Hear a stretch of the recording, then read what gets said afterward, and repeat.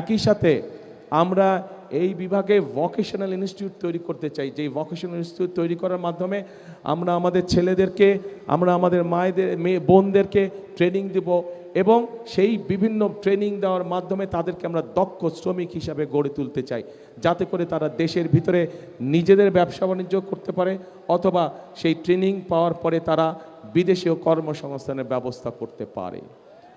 প্রিয় ভাই বোনেরা, আমার সামনে এখানে কয়েক হাজার মা বোন উপস্থিত আছেন।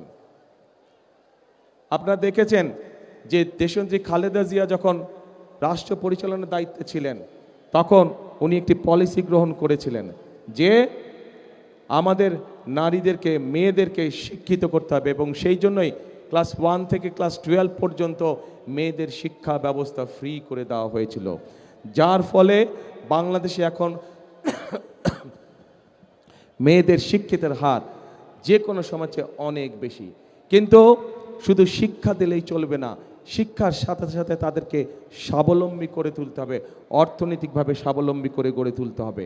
এবং সেই জন্যই আমরা প্রত্যেকটি মায়ের হাতে, প্রত্যেকটি গ্রামে শহরে প্রত্যেকটি মায়ের হাতে আমরা ফ্যামিলি কার্ড পৌঁছে দিতে চাই।